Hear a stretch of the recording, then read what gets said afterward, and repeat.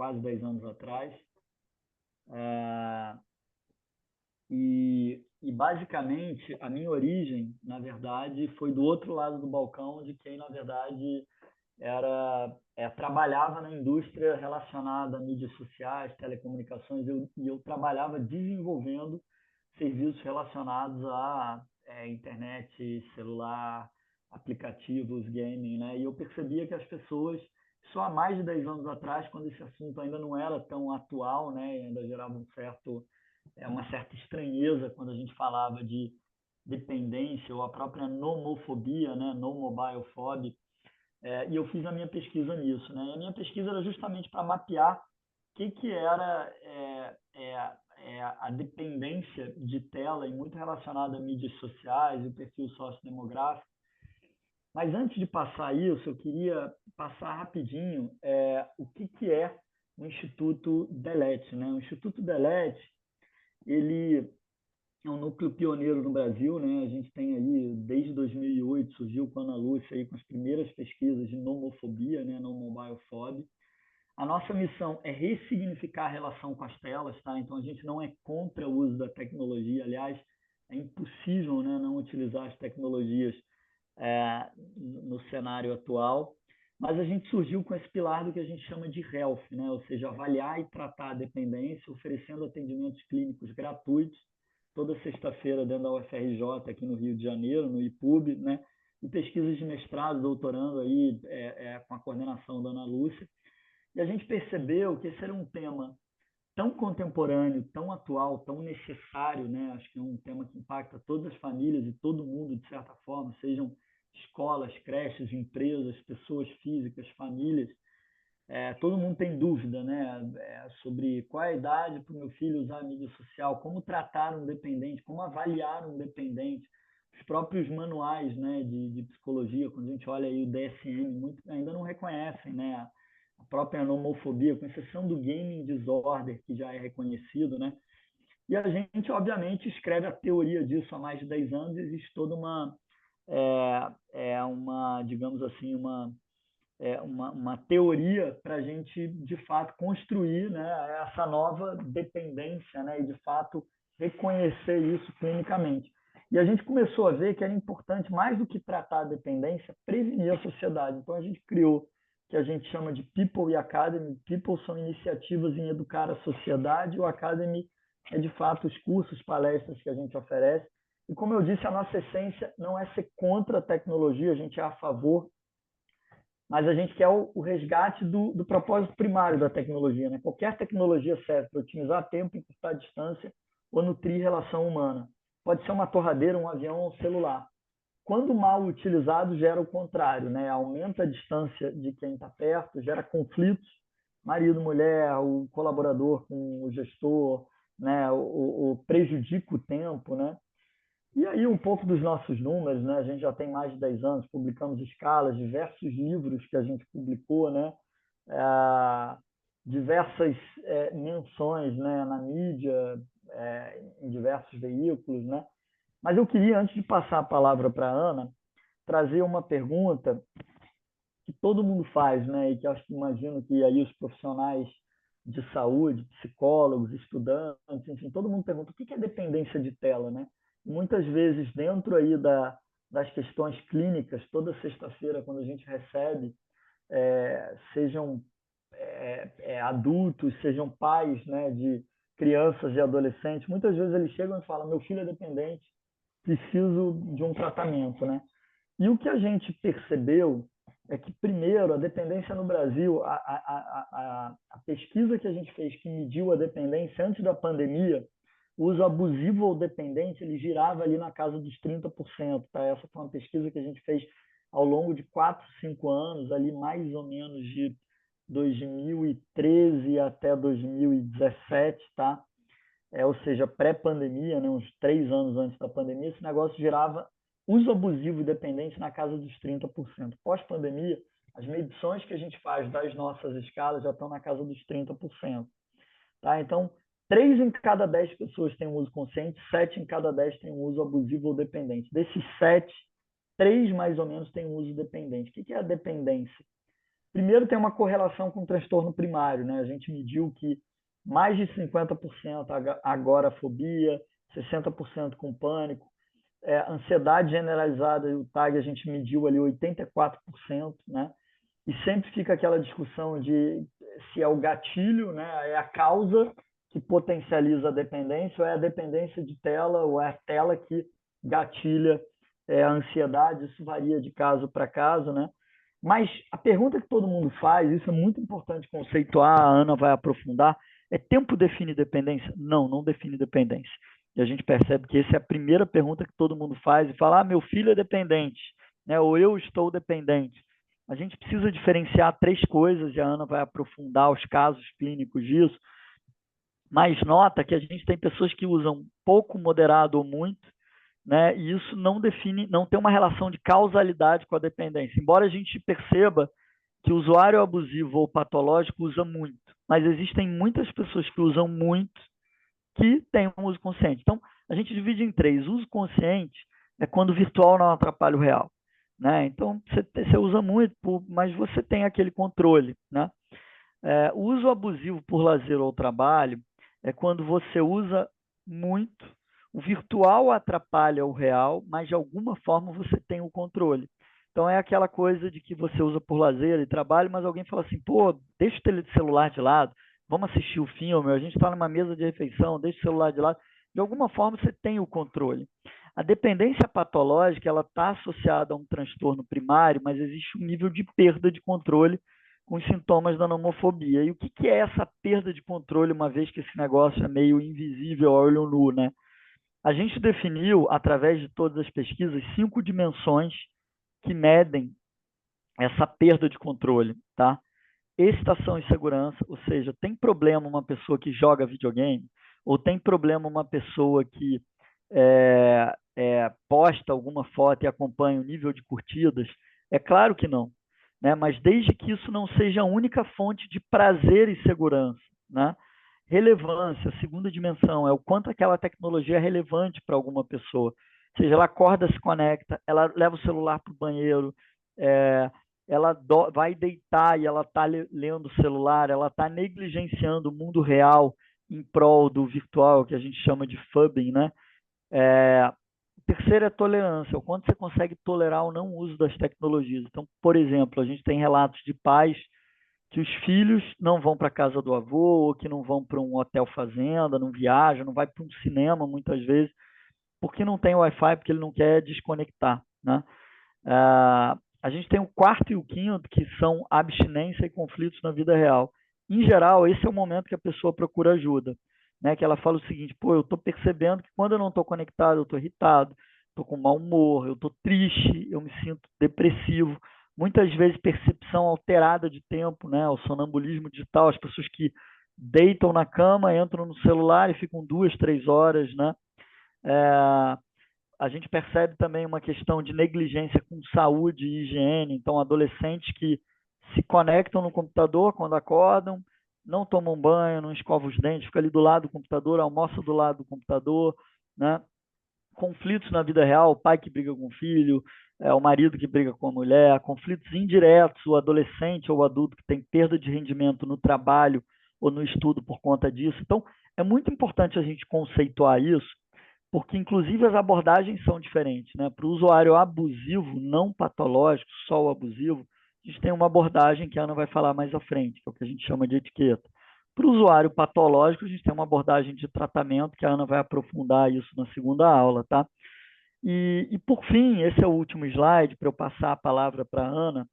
Esse é a engrenagem complexa que a gente fala da dependência. Inclusive, a gente tem um termo que a gente usa, são os filhos do quarto, né?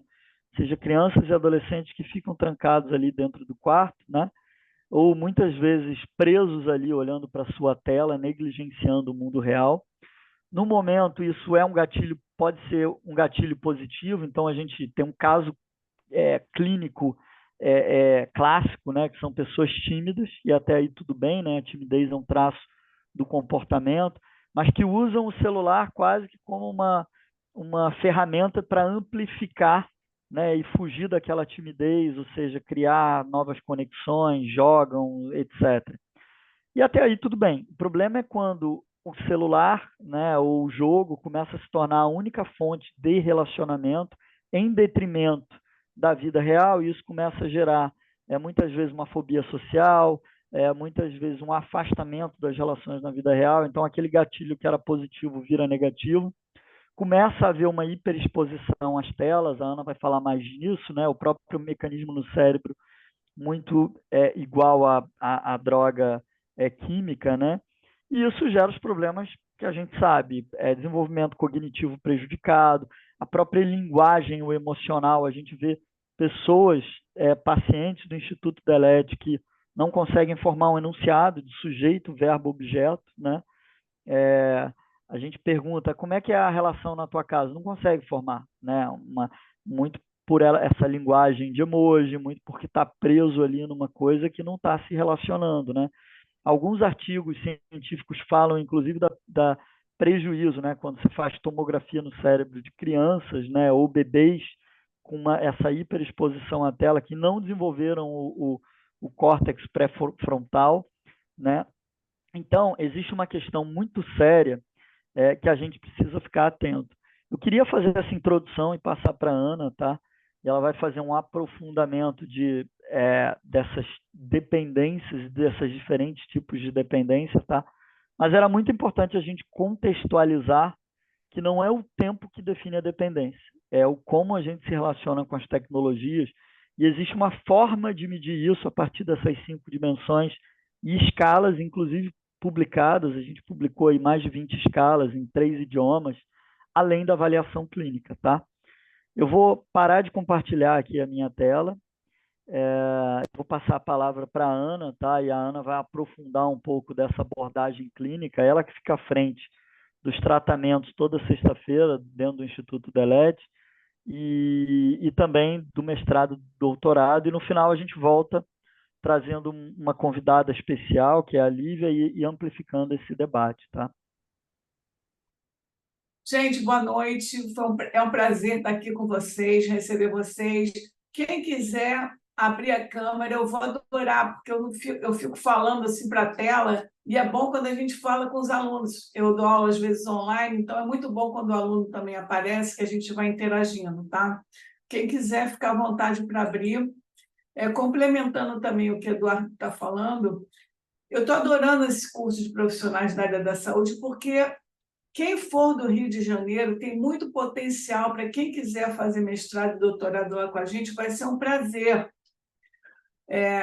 E eu vou falar mais nisso, vou falar como vocês podem, quais são os requisitos necessários para isso, na segunda ou terceira aula do curso. E quem quiser maiores detalhes, entre em contato no privado, que a gente vai conversar melhor. Tá? Oi, Natália, entrou aí que eu vi o rostinho. Então, gente, olha só, hoje eu pretendo falar um pouco sobre dependência digital, nomofobia e os transtornos relacionados, e vou mostrar a apresentação de alguns casos clínicos.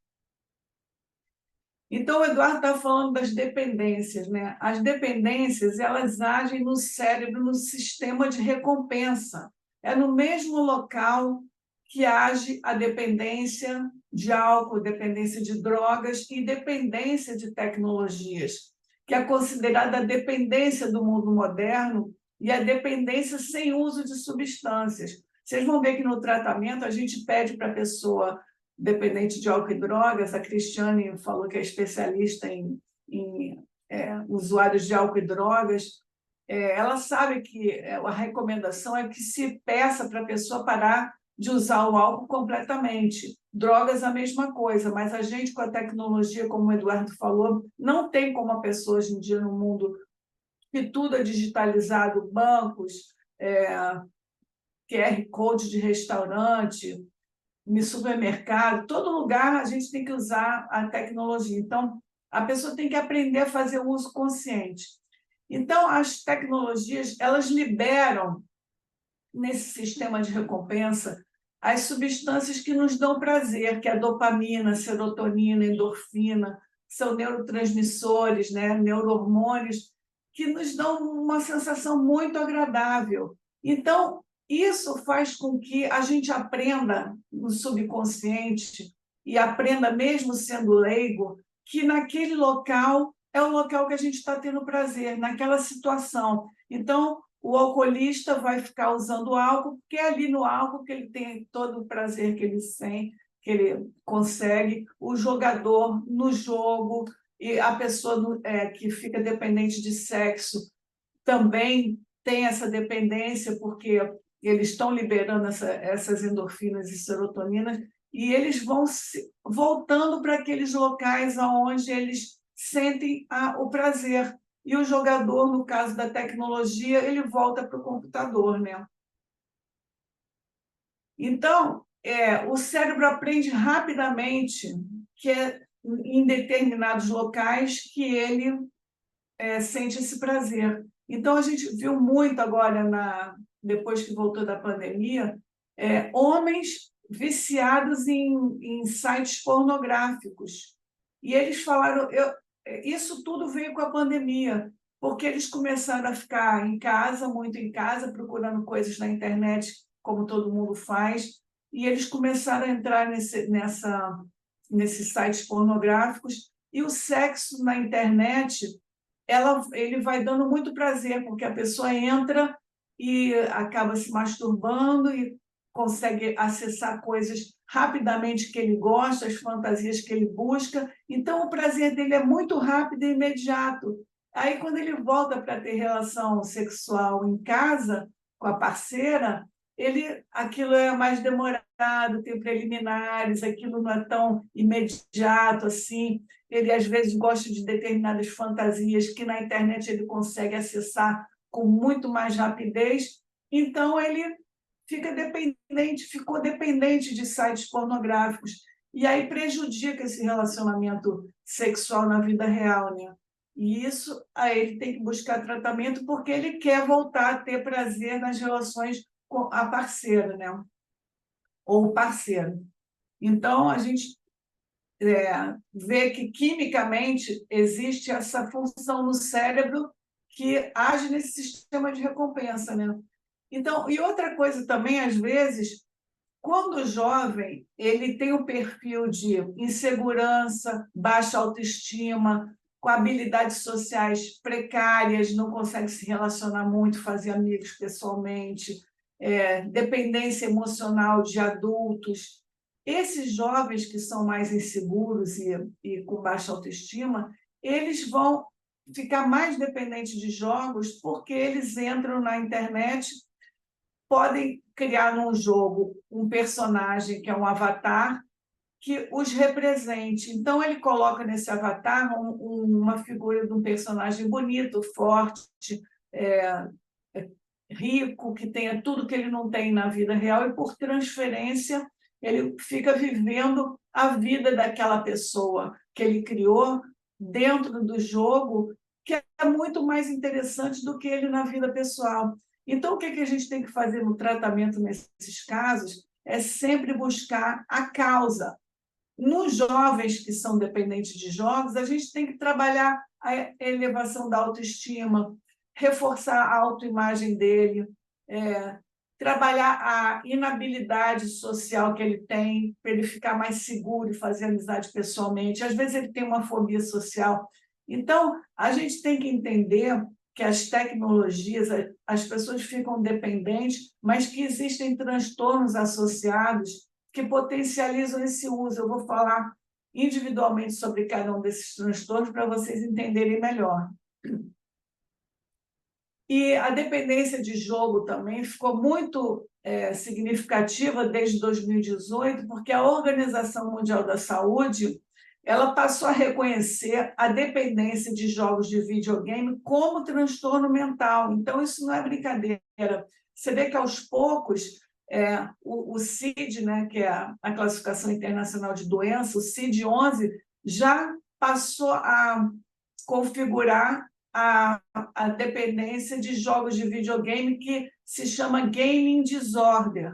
Já está incluído. A nomofobia não está incluída ainda no DSM-5, porque ainda não se falava muito nisso, mas quem sabe no DSM-6 ou no futuro, ela vai ser incluída também, porque já temos milhares de artigos científicos sobre nomofobia, dependência de jogos e comprovação de pesquisas científicas, dissertações de mestrado, teses de doutorado sobre isso, e isso está fortalecendo as evidências e surgindo uma demanda da sociedade para que haja um registro oficial disso nas classificações de doenças, né?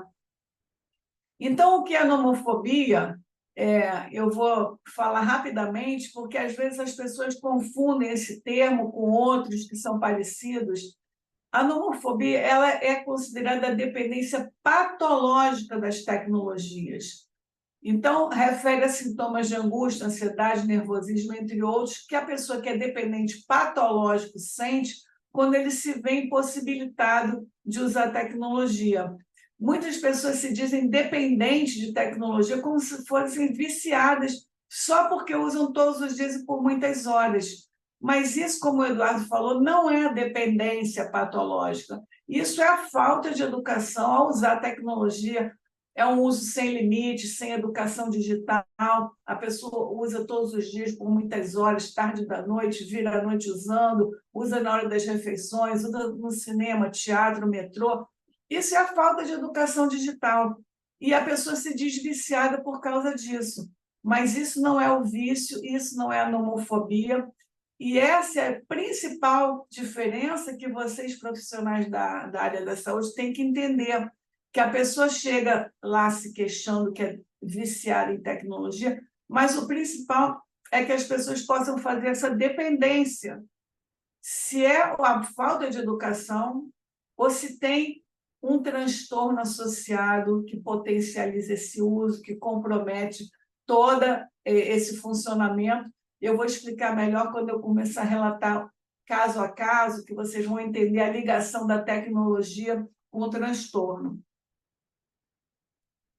Só uma curiosidade, a nomofobia, essa palavra surgiu na Inglaterra em 2008, a partir da expressão no mobile phobia, que é a fobia de ficar sem o celular. E essa expressão uniu-se à palavra phobos do grego, que significa fobia, né? E resultou no nome nomofobia. Mas, atualmente, esse termo se estendeu para a fobia de ficar sem qualquer tecnologia. Não é só ficar sem o telefone celular. Hoje em dia, a pessoa tendo sintomas por ficar sem qualquer tecnologia, ela é considerada um nomofóbico.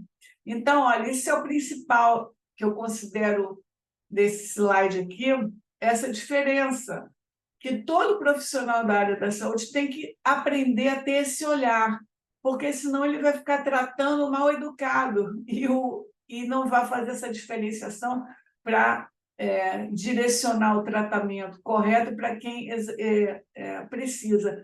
Como o Eduardo falou, esse dependente normal, que usa muito o lazer, o trabalho, ele tem um uso diário, né? Como todos nós. Só que esse dependente normal, ele precisa de educação digital, ele precisa entender que ele tem que trabalhar apenas em horário comercial, ele tem que não usar a tecnologia na hora das suas refeições para ele poder aproveitar as refeições tranquilamente. Ele tem que desligar a tecnologia 1, 2 horas antes de dormir para não prejudicar o sono e as funções cognitivas, atenção, concentração e memória no dia seguinte, que isso prejudica tanto a escola como o trabalho, né? Porque a pessoa não consegue se concentrar direito por causa do sono.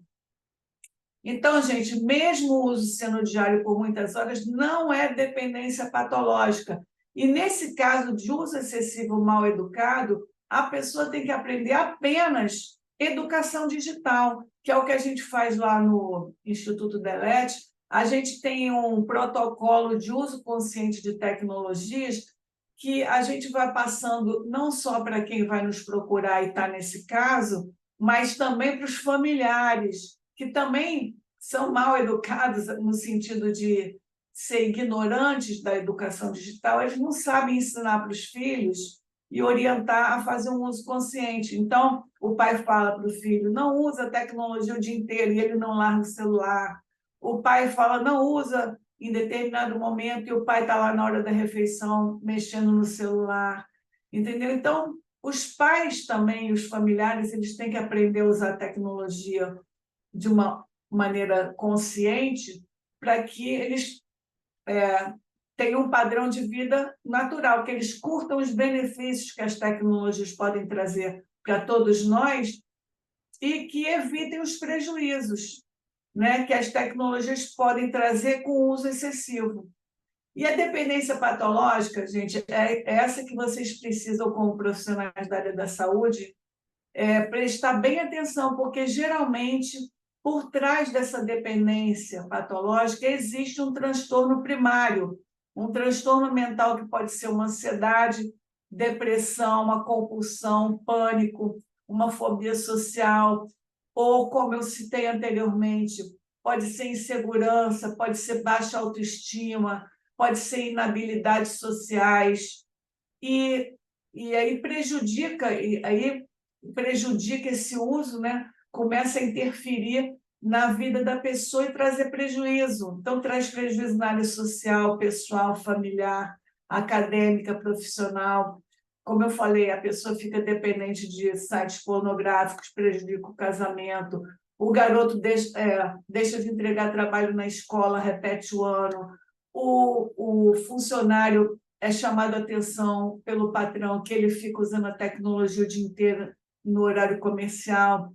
Então, esses prejuízos que vão surgindo, a pessoa não sai do quarto, como o Eduardo falou, fica recluso lá o dia inteiro. Isso tudo são os prejuízos que ele começa a colher, né, devido a essa dependência patológica.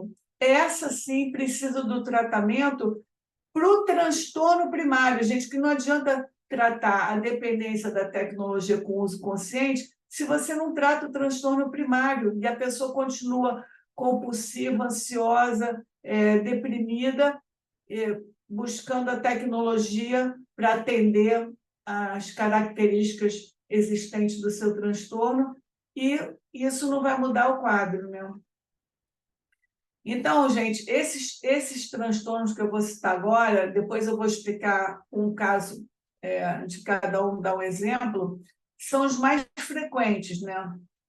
Que a gente tem observado: o transtorno do pânico, o transtorno de jogos online, sites pornográficos, compras online, dependência de compras, dependência de videogames, ansiedade, distúrbios do sono, depressão, o transtorno de fobia social, que mudou o nome para transtorno de ansiedade social. Vocês veem que as coisas vão se aperfeiçoando, né? E vão mudando de nome também. O transtorno dismórfico corporal, que vocês vão entender quando eu mostrar o caso. Transtorno de controle do impulso, ciúme patológico, quando um casal está em casa, cada um lá no seu celular, e eles ficam com ciúme um do outro, porque não sabem com quem estão conversando, o que estão postando, e existem muitos casos de brigas e separações por causa desse ciúme patológico que vai se desenvolvendo por conta da tecnologia, né? A gente tem esses 2 livros sobre nomofobia, para depois, quem quiser só se aperfeiçoar mais, é só para vocês saberem da existência. Então, gente, assim, apresentando agora um caso de transtorno do pânico, que é um transtorno primário relacionado com dependência do telefone celular. Esse foi o primeiro artigo científico no mundo sobre nomofobia, que eu tenho orgulho de ter escrito com colegas meus, e nesse momento eu tinha meu orientador, o doutor Antônio Egídio Nardi, que foi meu orientador a vida inteira, no mestrado, doutorado, meus pós-doutorados também foi tudo com ele. Então, ele falou assim, do nada, não existia nem muito conhecimento sobre nomofobia. Ele falou assim: Ana Lúcia, você não vai acreditar, eu tenho um cara lá que você tem que ir lá fazer entrevista nesse cara, que era um paciente dele. Sabe aqueles celulares primeiros que surgiram? Era um tijolão assim, custava R$ 8.000 há anos atrás. E ele comprou aquilo porque ele tinha pânico de ficar em casa, passar mal. Quando o pai dele saía, ele morava com o pai nessa ocasião, e ele ficava com pânico, então ele tinha que ter esse celular e deu o celular também para o pai, para ele poder achar esse pai, porque ele tinha pânico de ficar em casa sozinho, né? Então, ele começou a se sentir dessa forma e ele passava mal na rua, ele quando se via sem bateria ou falta de Wi-Fi, de tudo, ele ficava em pânico. Então, essas pessoas, a gente tem que tratar o transtorno primário, e no caso dele era o transtorno do pânico. O que adiantava você ficar recomendando o uso consciente se ele tinha um transtorno do pânico que o impedia? A pessoa que tem transtorno do pânico, como essa moça aí, ela fica, geralmente tem 3 celulares, porque com medo de um falhar. Não se afasta do celular, quando está em casa, deixa o celular no quarto, ela vai para o banheiro, leva o celular, vai para a cozinha, leva o celular. Tem medo de sair, passar mal na rua e não ter como se comunicar. Isso é o principal fator que ela cria uma dependência patológica da tecnologia. Porque vocês são profissionais da saúde, vocês sabem que a agorafobia é aquele medo de passar mal na rua, principalmente, e não ter como pedir socorro, de ir para longe de casa. Então, essa característica do transtorno do pânico é que faz com que a pessoa se apegue ao telefone celular da mesma forma que se apega sabendo que tem um remédio na bolsa. A pessoa não precisa tomar, não precisa falar no telefone, mas ela sabe que o telefone está ali, ela sabe que o remédio está no bolso ou na bolsa. E só isso dá segurança para ela. Então, ela desenvolve um apego doentio do aparelho, porque a característica principal do transtorno do pânico é a pessoa com medo de sair para longe de casa e passar mal. Então, só com o celular, ela tem coragem, às vezes, de ir um pouco mais distante, porque ela sabe que qualquer coisa ela pode ligar para alguém da confiança dela, pedir socorro, ou ligar para um hospital perto de casa, ou até para o psicólogo, né? E tinha até uma possibilidade de teclar em um, aí já falava com o psicólogo, teclava no 2, já programava para onde ela queria ligar, né? E essas pessoas, por exemplo, se nós que também adoramos celulares, mas se a gente sai de casa e lá pegou a condução e viu que esqueceu, muitas vezes a gente vai ficar muito chateado, mas provavelmente não vai voltar para buscar o celular. Mas quem tem pânico, primeiro que nunca esquece, mas se por acaso sair e esquecer, ela volta para buscar. Essas pessoas voltam para buscar. Então, essa é a dependência patológica que se cria. Então, nesse caso, a gente tem que tratar o transtorno primário, tratar o transtorno do pânico, que eu vou mostrar na aula que eu der sobre as técnicas usadas para por terapia cognitivo-comportamental para o transtorno do pânico, entre outros, e vocês vão ver que a pessoa vai se expondo à situação, vai ganhando confiança, vai tendo os reforços positivos, vai entendendo que o que tem não é nada demais.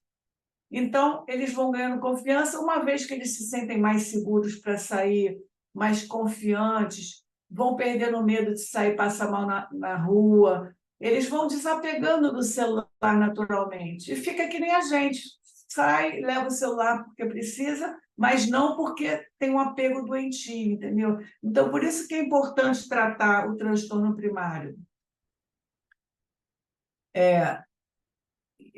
Esse artigo aí, um rapaz, ele era dependente, ele tinha fobia social, um transtorno de ansiedade social relacionado à dependência do computador de mesa. É incrível, né, que as pessoas elas têm dependência de determinada tecnologia.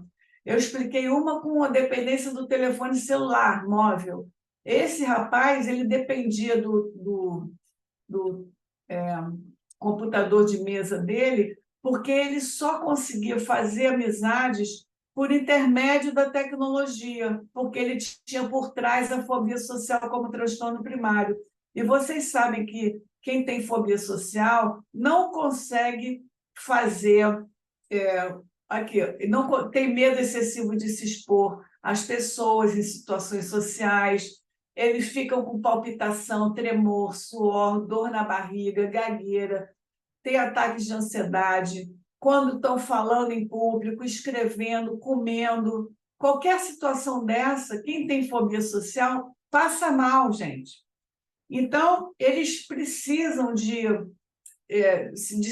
para se sentir bem, eles ficam dependentes de se relacionar por intermédio da tela, porque a tela, nesse caso, do computador de mesa, serve como um escudo de proteção para que ele se sinta mais confiante. Então, às vezes, ele consegue fazer amizade por intermédio da tela, numa rede social, e lá ele posta que ele é confiante, que ele é isso, que ele é aquilo, que ele pode ficar se sentindo muito mais seguro, porque qualquer coisa ele desliga, ele sai fora, e aí ninguém vê que ele está vermelho, que ele está em pânico.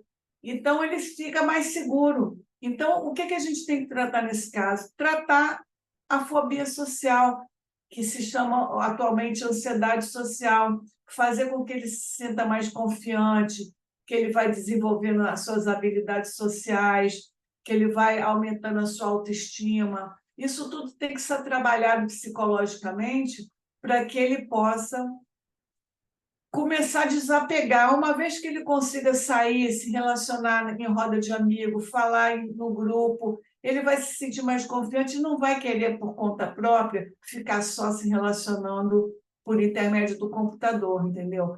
Mas antes, enquanto ele está em plena potencial desse transtorno dele, sem tratamento, ele vai ficar dependendo de uma tela para conseguir se relacionar, senão ele não faz nem amigos.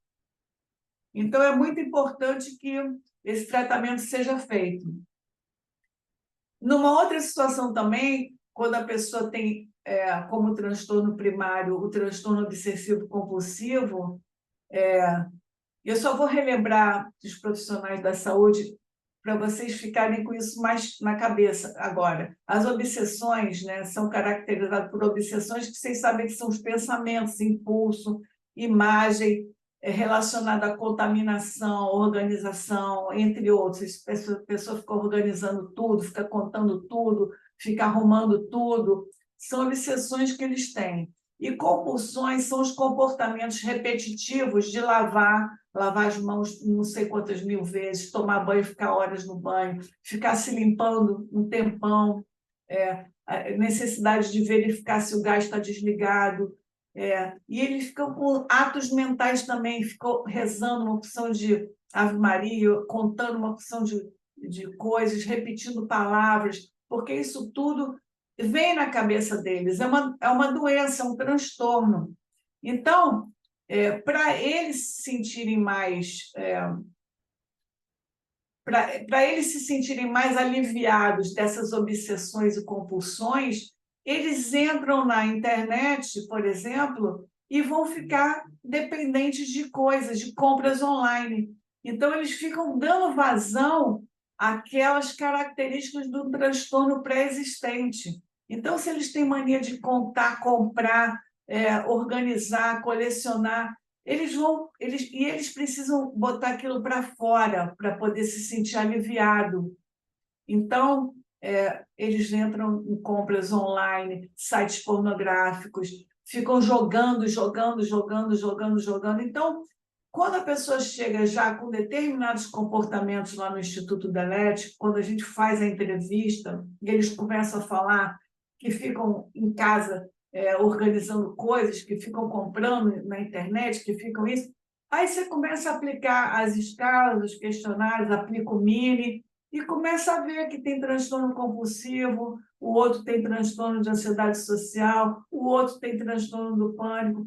Aí você vai descobrindo tudo que tem por trás disso. E quem é compulsivo, a gente descobre pelo comportamento, porque quem chega lá é leigo, eles não sabem o que tem. Eles vão relatando, e aí o profissional que já está com aquilo na cabeça vai entendendo qual é o transtorno que pode estar ali associado e já vai vendo, até para depois você poder falar para a pessoa, porque uma vez que ela descobre também o que tem, é um grande alívio para a pessoa que tem o transtorno.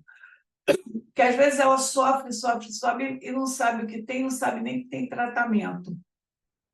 Então, gente, as tecnologias, na verdade, elas são um canal, simplesmente é um veículo que a pessoa encontra para dar vazão a coisas que já existem dentro dela, né? Nada à toa nessa vida. A pessoa vai lá e tem determinados comportamentos que a gente até observa nas redes sociais, nas postagens. Tem gente, você vê, amigas que eu observo que são deprimidas, pessimistas, preocupadas, carentes. A gente vê só pela postagem da pessoa.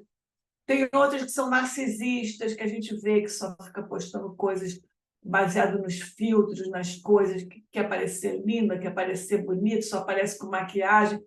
Isso tudo vai mostrando o que tem por trás. Então, a tecnologia, seja o celular, seja o computador, é um veículo apenas para revelar coisas que nós, psicólogos e psiquiatras, todo mundo que está aí online da área da saúde, a gente pode, se prestar atenção, observar só nas postagens características individuais de cada pessoa que está ali, só de acordo com o que a gente vê.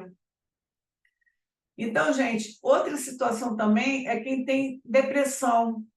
E a pessoa, por exemplo, só relembrando, né, que é uma tristeza profunda, persistente, que interfere no funcionamento da vida da pessoa, que faz ela diminuir o interesse nas atividades do dia a dia. Quando é severa, a gente vê pessoas que não querem nem sair da cama, nem tomar banho.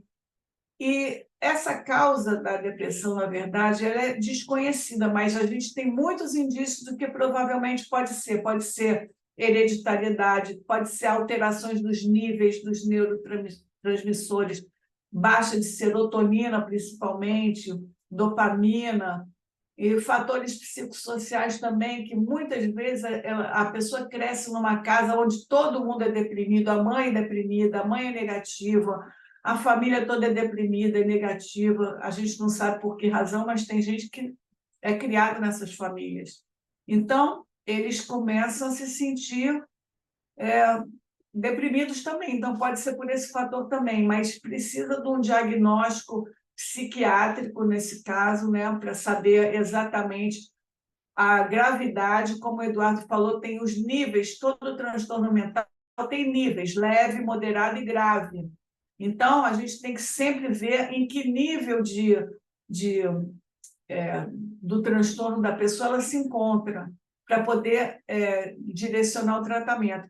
E a pessoa que entra nas redes sociais e tem depressão, ela provavelmente vai entrar para não se sentir mais sozinha, se sentir inserida no contexto, receber alguns elogios para se sentir melhor, não ficar tão para baixo. Mas, em compensação, ela fica melhor por um ponto, mas também quando ela vê que nas redes sociais todo mundo tem uma vida melhor que a dela, que todo mundo só posta uma vida perfeita, que é mentira, né? Mas todo mundo só posta uma aparência ali e ela acredita naquilo, ela vai piorar a depressão dela, porque ela vai achar, nossa, todo mundo é feliz menos eu, todo mundo tem um parceiro menos eu, todo mundo vai a festas que eu não sou convidada. Então, quem tem depressão sofre por um lado e fica feliz por outro, né? Porque às vezes arruma alguma coisa para fazer, os amigos convidam para sair, ela não se sente tão sozinha. Então, tem um lado bom e um lado ruim isso também. Então, gente, um outro exemplo é quem tem transtorno dismórfico corporal. A gente está vendo isso demais nas redes sociais hoje em dia. Eu vou dar até o exemplo antes de falar desse caso. Quem tem transtorno dismórfico corporal, ele não se vê como realmente é. A moça magrinha tem um corpo bonitinho, ela se vê gorda, mas ela não é gorda, mas ela se vê gorda. Isso é dismorfia corporal, entendeu? E isso precisa de tratamento. Vocês já viram pessoas que botam silicones imensos?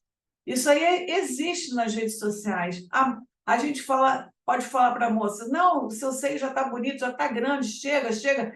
Para ela nunca chega. Tem até uma brasileira, Sheila Hutchins, um nome assim, ela perdeu a noção e ficava botando, ela já tinha não sei quantos ml, porque perde a noção, a pessoa tem uma doença por trás.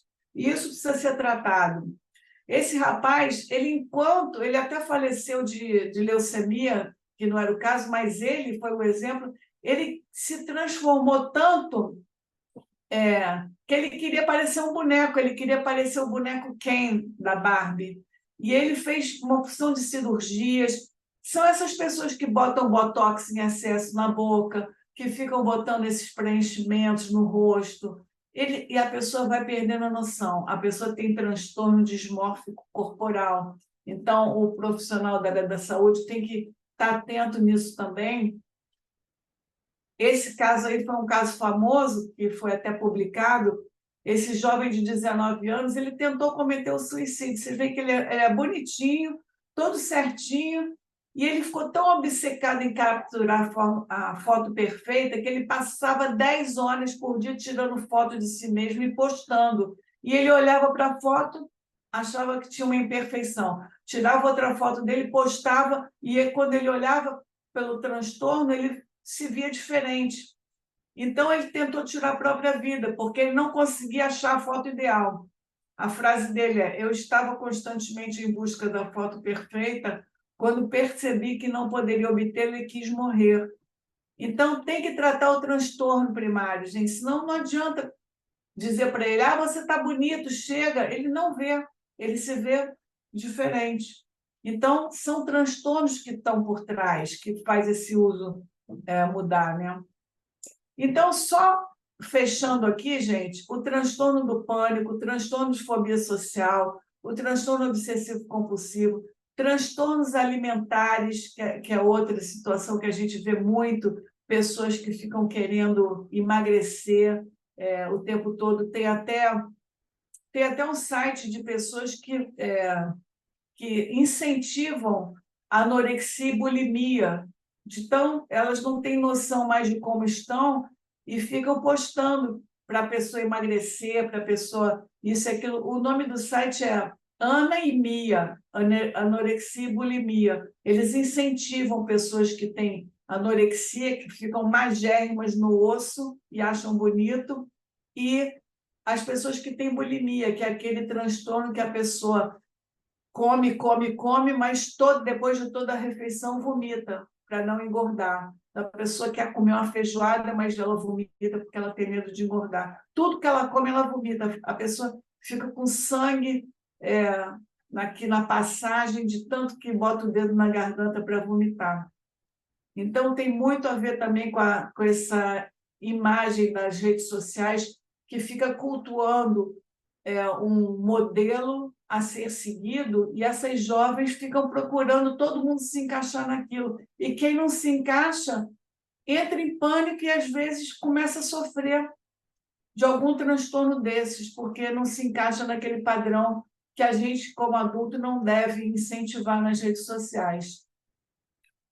E esses transtornos, então, são os que a gente mais viu até hoje lá no Instituto Delete, desde o início, que foi em 2013. Então, gente, a gente tem muitos prejuízos emocionais e prejuízos físicos. Os prejuízos emocionais, eu vou citar eles aqui para a gente encerrar, que está quase na hora, e os prejuízos físicos eu vou falar na aula que vem, e inclusive eu vou falar sobre ergonomia digital, que são as posturas e mobiliários adequados e posições para se usar cada uma das tecnologias e não se prejudicar fisicamente, ter artrite, tendinite, problemas de visão, articulação, tudo por conta das posturas erradas, né? E hoje eu falei mais da parte emocional, que é o isolamento, né? Como o Eduardo falou, que muitos jovens se isolam o dia inteiro no quarto, porque eles querem ficar jogando. Então, não abandonam os amigos da vida real, abandonam a família e ficam lá jogando o dia inteiro. E a família, como não tem educação digital para dar os limites, deixa o garoto lá, paga a internet, paga tudo e deixa o garoto lá. E a mãe, às vezes, ainda leva a comida no quarto. Aí ele não vai sair disso nunca, né? Por isso é que a gente tem que educar as mães. Então, tem os transtornos mentais associados, né? Que são as questões emocionais. Tem os conflitos, que existem muitos conflitos de tudo, que você vai vendo na internet, você vê as pessoas nas redes sociais e sua vida não é diferente. Então, tudo que você se depara que é diferente do que você entra num conflito, e todo conflito gera ansiedade. E você também começa a ter uma visão distorcida do mundo, porque a gente está vivendo numa sociedade narcisista, onde importa o parecer e não o ser. Então, importa o que eu pareço nas redes sociais, e não o que eu sou na vida real. Se eu quiser dizer que eu sou uma atleta, eu vou postar todo dia eu com ferro na mão, fazendo exercício e fingindo que estou correndo, e, e me alimentando de determinada forma, e vou passar uma imagem que eu quiser. Vou parecer o que eu quiser que todo mundo ache que eu sou. E fora que eu posso usar filtros, entendeu? Então, as pessoas hoje em dia elas estão apresentando uma realidade, na verdade, que elas não são. Outra questão emocional são os vícios em jogos online e offline, né? Que o dependente de jogo não é só dependente de jogo online, não, hein, gente? A gente tem que sempre lembrar disso, que tem muito jogo offline que o cara fica dependente também. Então, às vezes, o profissional da área da saúde diz assim: a pessoa está dependente de internet. Não, ele está dependente de tecnologias, porque tem tecnologias online e offline. E, às vezes, ele fica usando offline e fica dependente também. Então, tem a cibercondria, que eu vou dar uma palavrinha sobre essa, problemas na sexualidade também, impactos no desenvolvimento em geral. Então, para finalizar, vou só dar um exemplo dessas três coisas. A cibercondria é a hipocondria digital, né? É a tendência em acreditar que você tem doenças sobre as quais você leu online.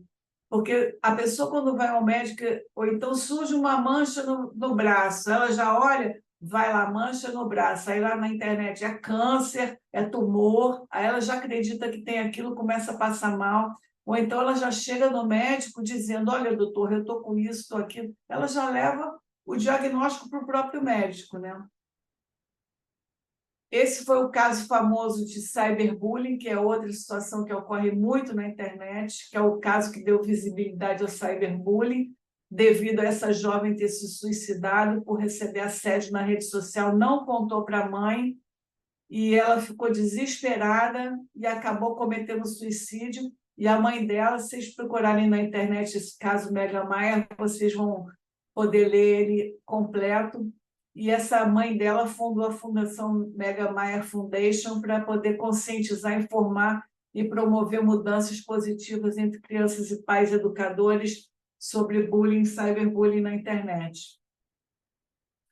E também a sexualidade é modificada porque a pessoa tem uma visão excessiva de pornografia na internet e pode distorcer as ideias de uma pessoa sobre a sexualidade e expectativas irreais. Isso acontece muito em jovens que estão iniciando a sua vida sexual, né? Tem uma aula que eu dou exatamente sobre o comportamento sexual na internet, que a gente vai mais a fundo, mas aqui só estou citando os casos. Quem quiser mais se aprofundar em cada um desses casos, a gente pode, depois vocês podem procurar o Instituto Delete. Então, o comportamento sexual na internet tem aspectos positivos, né? Bom também para desenvolver a vida, a pessoa conhece coisas que nunca viu, ganha conhecimento sexual, mudança na sua vida em geral, enriquece as suas relações sexuais na vida real. Isso é uma parte positiva, mas também tem problemas negativos que pode ter mexer com o controle do impulso, alteração do sono, esquecimento de compromissos pessoais e frustração pessoal ao tentar reproduzir o comportamento que viu na internet na vida real e não consegue. Então, gente, eu vou fechar por aqui, porque na aula que vem eu vou ver se eu passo a ergonomia digital e como são feitos tratamentos com a terapia cognitivo-comportamental e com a área da psiquiatria. Gente, olha, agradeço vocês e agora eu vou passar a palavra para o Eduardo Guedes para ele apresentar a pessoa que é a nossa convidada de hoje. A Lívia entrou aqui com a gente, que é uma amiga de bastante tempo e uma profissional aí super reconhecida da indústria. Antes de passar aqui a apresentar a Lívia melhor e passar a palavra, eu queria só, Ana, aproveitar, complementar o que você falou. Você falou de alguns transtornos, né? E quando a gente fala, por exemplo, de transtorno dismórfico corporal, né? Hoje a gente viu até alguns artigos que fala até no mundo pós-pandemia, com a questão de pessoas trabalhando remotamente, Teams, via Zoom, etc., o como isso se acentuou, né? Porque as pessoas se enxergam através de um recorte, às vezes com a luz diferente, atenua em muita gente, né? Principalmente pesquisas relacionando até mulheres reclamando muito, né? E sobre a questão de uma autoimagem distorcida. E eu queria aqui até citar Sartre, né? Que comenta que um objeto existe a partir do olhar do outro, né? Quer dizer, um vinho ele pode ser um vinho se tiver na cozinha, mas pode ser um objeto de decoração se estiver num lugar de destaque da sala. A partir do momento que eu estou numa mídia social e que eu me enxergo através do olhar do outro, e que o olhar do outro é um olhar é, enviesado, né, a partir de filtros e outras coisas, isso gera uma percepção alterada da autoimagem, muitas vezes no momento de formação e de construção da identidade, se a gente pensar de crianças e adolescentes que precocemente têm acesso a mídias sociais, né? Então, esse é um recorte que eu queria trazer também para a questão do transtorno dismórfico que a Ana comentou. A questão da obsessão, né, que a Ana comentou, né, se a gente parar para pensar, né, que a gente tem pessoas que também a gente fala aí de colecionadores de like, né? Ou seja, até então você postar uma coisa na mídia social não tem nenhum problema, mas quando aquela postagem passa a se tornar um indicador de sucesso ou de reconhecimento, muitas vezes fugindo do propósito da rede social, né? Então a gente vê pessoas que têm uma necessidade da autoafirmação e da validação do outro, né? Muito mais do que a própria postagem em si, né? Então quer dizer, aquilo pode se tornar uma obsessão, né? E a gente percebe alguns casos no Instituto Delete de pacientes que não só controlavam o próprio like, mas como controla o like do próprio parceiro, né? Ou seja, quem são as pessoas, conhece, não conhece, então começa a se tornar um comportamento obsessivo, né? A própria questão da pornografia e do aspecto sexual que a Ana comentou, né? E que vocês profissionais da saúde, enfim, certamente têm isso em mente, mas quando a gente fala da pornografia e da sexualidade, e esse é um caso a pornografia talvez esteja aí entre os top 3 casos que a gente recebe no Instituto Delete, e muito com uma autoconsciência muito forte, adultos que falam, preciso de ajuda. Por quê? Porque a pornografia digital está acabando com o meu casamento, está acabando com o meu trabalho, etc. E aí tem um fator que é muito... o digital acelera isso, né? Primeiro pela questão do acesso, né? Porque você tem um acesso na tela, na palma da mão, né? E hoje em dia você tem diversos recursos de aplicativos, OnlyFans e vários outros, né? Mas você tem uma questão da idealização que as plataformas, o idealizado é sempre melhor, né? Porque é o idealizado, é um recorte, né? Então esse é um aspecto importante. A questão que eu queria, que a Ana comentou do pânico, né, do estudo de caso aí da Jaqueline, que isso há 15 anos atrás, que era uma pessoa que tinha 3 celulares e levava o celular e via se estava recebendo ligação ou não. A gente tem alguns pacientes que relatam, e acho que alguns de vocês já vivenciaram isso no mundo real, né? Quando você vai em alguns eventos ao vivo, e esses eventos ao vivo têm espaço para carregar celular, né? Muitas vezes a pessoa está carregando o celular e está mais preocupado com a carga do celular do que vivenciar o evento ao vivo, né? Eu vivenciei isso na abertura da Copa do Mundo, de algum jogo lá, quando a gente teve a Copa do Mundo aqui no Brasil, que no jogo de abertura tinha alguns totens com carregadores de celulares espalhados no corredor do estádio, né, próximo ao banheiro, etc. E a quantidade de gente que estava carregando o celular com o jogo rolando era algo assim, eu fiquei impressionado, que tinha fila, assim, gente, né? E isso não é raro a gente ver, né? Então, quer dizer, até que ponto você está privilegiando eventos reais ou a postagem em detrimento de eventos reais num evento que é ao vivo, que é real, né? Que ele não volta, né? Isso é muito relevante, isso é muito importante, isso está dentro daquelas 5 dimensões que a gente fala, né? E por fim, para aí passar a palavra e apresentar aí a nossa convidada super especial, a Ana comentou sobre a questão do gaming disorder, né? Eu queria trazer um outro elemento que a gente também vai falar um pouco disso. A gente hoje em dia tem o efeito das bets, né? Desses apostas que é, se multiplicaram, né? E de novo, o problema não é a tecnologia, né, em si. A tecnologia é o gatilho, a questão é o como a gente se relaciona e o ser humano é o mesmo, né? A gente sempre teve jogos e desde o jogo do bicho até jogos online, né? O que muda, na verdade, é o acesso, é a facilidade, é o fato da gente estar com isso na palma da mão e por isso que a gente tem que estar muito vigilante. A Ana vai falar na próxima aula muito em relação às questões do aspecto do tratamento e da avaliação, né? E do como a gente tem tido aí sucesso e a gente usa TCC, mas ela vai comentar mais sobre isso. Enfim, a gente chegou no momento aqui de abrir para um debate, né, e depois trazer um pouco das perguntas de vocês, mas eu queria apresentar a Lívia Marques, que está aí com a gente, é uma amiga super querida, super especial, já conheço posso dizer que mais de uma década, quase Não, 2 décadas, gente, né? já começa assim, a pessoa já apresentando a idade da outra. Isso aqui é tão, né? Não dá para ver direito, mas eu acho que mais de uma década. Acho que sim. É, e a gente trabalhou junto no passado e se tornou amigo. E a Lívia é uma pessoa super competente da indústria, né, de tecnologia e comunicação, né? Então, já trabalhamos juntos ali em telecomunicação, sei lá, alguns anos atrás.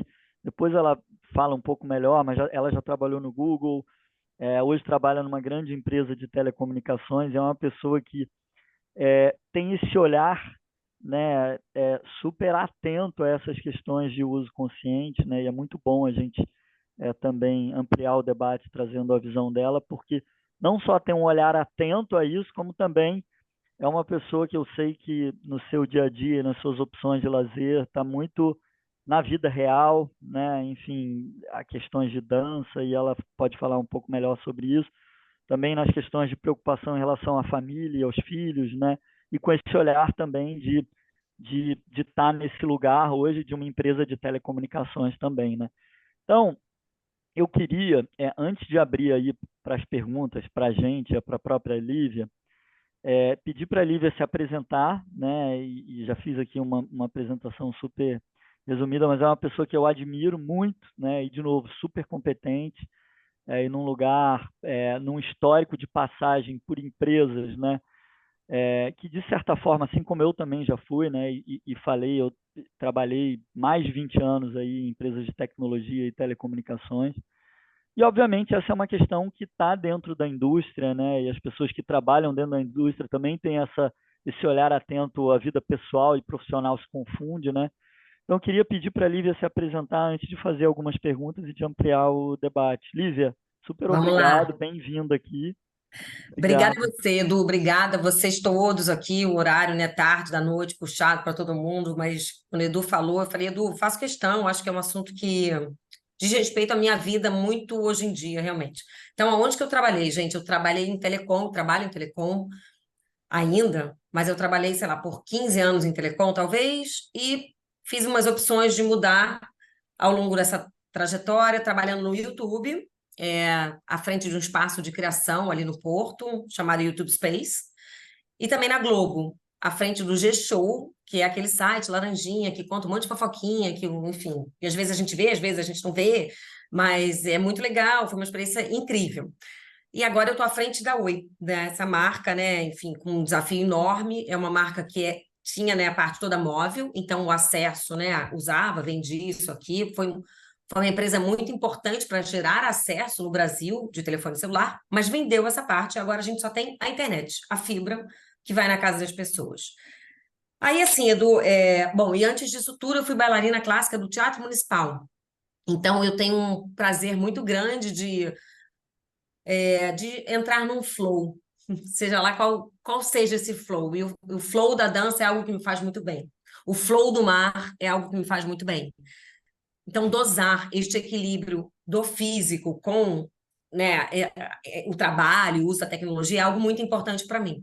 E eu não vou dizer para vocês que eu acertei todas as vezes da minha vida, porque eu erro quase em todos os trabalhos que eu passo. Eu estico a corda até o meu físico não aguentar mais. Eu tive isso como bailarina, eu tive isso como executiva no YouTube, eu tive isso há pouquíssimo tempo aqui na UNE. Exatamente pelo que vocês estão todos aqui conversando, né? O quanto a gente dosa o uso dessa tecnologia, uma tecnologia que é tão benéfica, que trouxe tantas coisas boas, que aproximou tantas pessoas, né? Pessoas que eu nunca teria oportunidade de conhecer na vida, de estar aqui essa hora dividindo, mas que ao mesmo tempo... Edu, eu já posso começar colocando aqui os assuntos? Por Você quer perguntar? favor, Mas é pode que eu acho começar. que talvez o maior insight, que eu leio muito sobre isso também, eu vou vivendo sobre isso, mas é uma tecnologia na qual, né, eu faço parte desse cenário, porque eu vendo a fibra, então eu vendo a internet. A internet hoje é como o ar na vida das pessoas, né? A internet na casa é como o ar. A gente não consegue ficar 1 hora sem internet, quiçá 24 horas sem internet. Quando a gente está sem internet, a gente liga lá para a operadora e joga tijolo, faz tudo que a gente quer. Então, mas ao mesmo tempo, depois, né, eu leio tantas coisas e me bateu na semana passada algo que eu li que foi super importante e que caiu muitas fichas. Eu tenho 2 filhos, uma de 15 e um de 10. Um é game e o outro é acesso à rede social. Exatamente o que a Ana Lúcia estava descrevendo. Várias coisas eu passei, Ana, a gente pode trocar informações depois.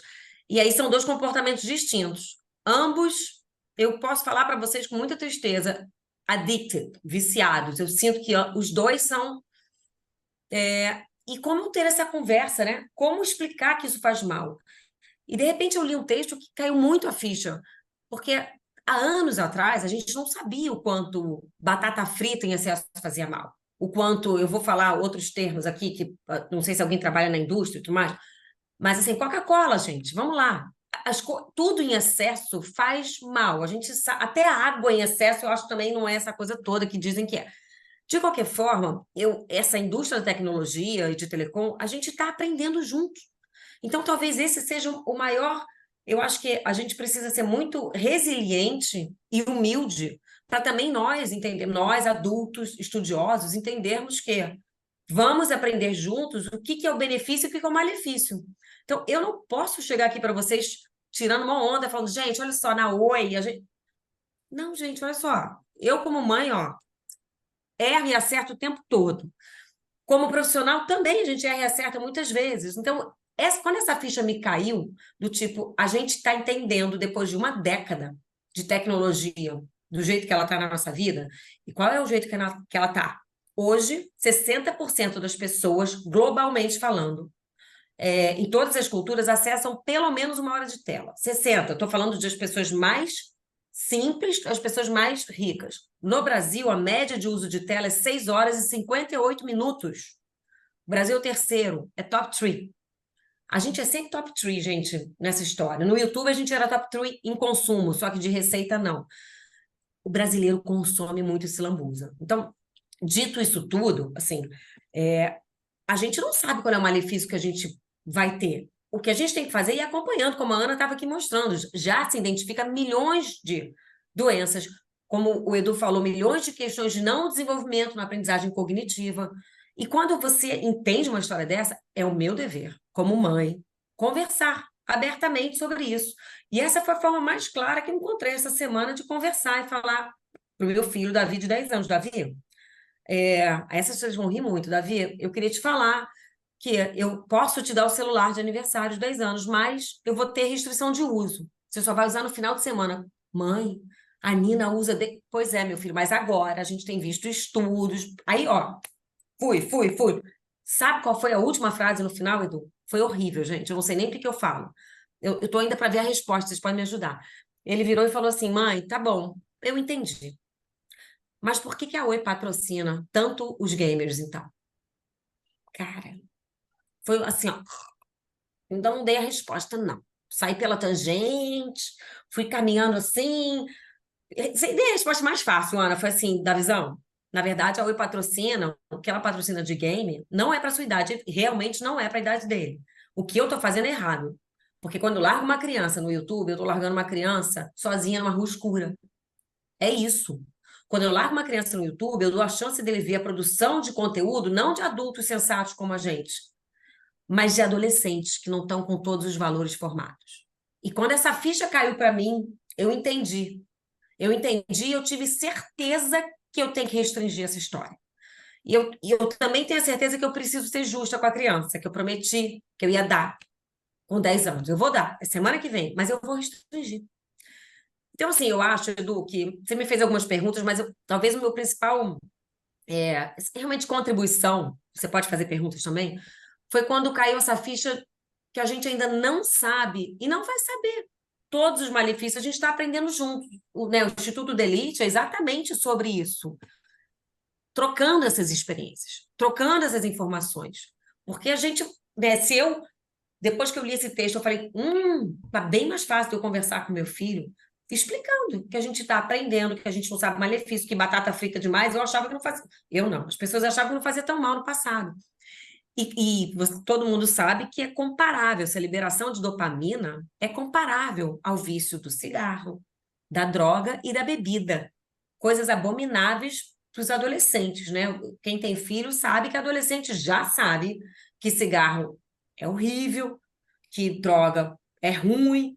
Pelo menos assim, essa consciência ela melhorou muito, né, gente? Das drogas, do álcool, nessas idades aqui que eu tô falando, que é o que eu tô vendo. E eu acho que a gente precisa ter isso com a tecnologia. Porque a gente Lívia, olha não só, gostou. eu tô Vai, aqui, me interrompe, Ana, porque senão eu tô vou ficar aqui aqui. paciente, assim, vendo tanta coisa, você como mãe dando esse depoimento que é muito importante. A gente, com o Instituto Belete, a gente, desde 2013, está nessa função de passar para a sociedade o uso consciente de tecnologias, das pessoas aprenderem os benefícios do uso da tecnologia e os prejuízos. E, principalmente, as empresas que não têm conhecimento nenhum têm que passar a entender o que elas estão fazendo com a população em geral e fazer o exercício da compensação. Porque é que nem, por exemplo, empresas que vendem carro que poluem Eu a entendo. descarga, tem que plantar árvores. É uma compensação. Empresas de tecnologia têm que também, ao mesmo tempo que patrocinar eventos grandes de jogos, tem que ter nesses eventos um stand para informar os pais e todo mundo com folhetos. O uso consciente é que nem o maço de cigarro É antigamente. que nem o maço de cigarro, Ana. Botou a caveirinha ali para É a que nem o pessoa. maço. Só Então, todo mundo tem que ter essa noção, tanto as empresas quanto a população. E esse é o papel, você falou tudo, é o papel do Instituto Delete, desde é o lá. papel de vocês, eu acho que assim, institutos como esse, organizações e consciência nos executivos, né? Eu não vou dizer que a Oi não faz, a Oi faz. A Oi tem, né, para quem conhece, o Oi Futuro, que é um instituto que já trabalha com letramento digital há mais de 20 anos.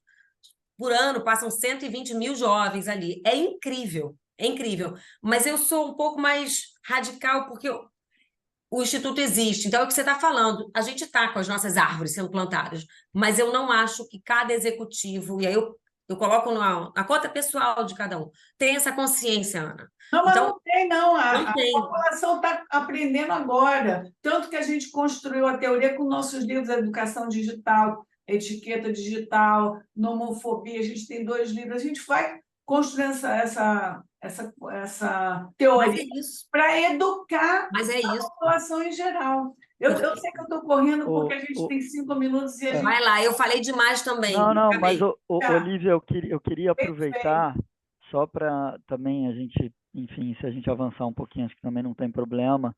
É, você comentou aí algumas coisas muito importantes, né? Quer dizer, você falou, de fato, isso tudo é muito novo, então existe um aprendizado coletivo, e aí acho que das famílias, acho que do governo, acho que da indústria, das próprias escolas. Recentemente a gente teve um caso, né, de É, cyberbullying usando inteligência artificial aqui numa escola particular no Rio de sim. Janeiro, que saiu na mídia. Então, o mundo precisa desse letramento, assim como a gente vê hoje sobre questões de racismo, né, e que até então não tinha, assim como a gente viu o cigarro, as pessoas fumavam dentro de um avião e você Enlouquecidamente. tinha, né, o espaço fumante, não fumante, dentro de um avião, dentro de um espaço.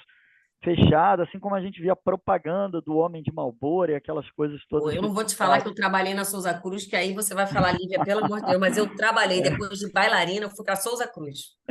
Então, e aí, você comentou também uma coisa, e eu fico muito feliz de ouvir você falar isso, porque você fala que talvez os executivos e a cota pessoal, mas o fato de você estar aqui, né, doando seu tempo e seu depoimento, eu acho que isso é uma prova de que existe uma discussão, né, que esse assunto é muito contemporâneo. Eu acho que, no mínimo, as pessoas hoje, dentro das suas casas, elas estão percebendo que isso afeta, né? Alguns mais, alguns menos, mas eu acho que essa consciência de alguma forma está chegando. E até falando do teu filho que você comentou do gaming, queria também falar, hoje a gente teria aqui a Dani Branco, que também é uma dirigente aí da indústria de game, estaria junto aqui com a gente, mas ela teve um problema com a mãe, enfim, está com a mãe no hospital e ela não conseguiu se juntar, possivelmente ela se junte nas outras aulas. E a Dani comentou uma coisa, a Dani, enfim, também é uma amiga e também da indústria, e ela também desenvolveu é, alguns campeonatos de games, também desenvolveu alguns influenciadores e jogadores, enfim, ela trabalha dentro desse universo, né? E a Paula vai estar com a gente na quinta-feira, que também tem um estudo sobre geração Z super interessante. E eu queria trazer dois spoilers aqui, mas elas vão falar melhor na língua delas, mas que responde um pouco do que a Lívia comentou, né? Primeiro que, assim, gaming deixou de ser esportes. Gaming hoje é algo sobre comportamento, né?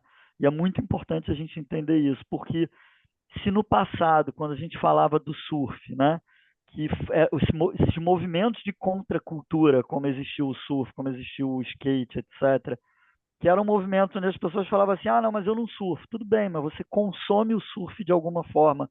Isso na década de 70, de 80, você usava roupa florida, você assistia, você escutava música relacionada ao universo do surf. O gaming hoje em dia é um comportamento, né? Porque as pessoas assistem o futebol, a Copa do Mundo no Casimiro. O Casimiro vem do universo do gaming através do React, né? A gente vê a Anitta lançando música no Free Fire, numa plataforma de gaming. A gente vê o Last of Us, que é uma série super premiada, que veio do universo de game. Então, gaming passou a ser comportamento, né?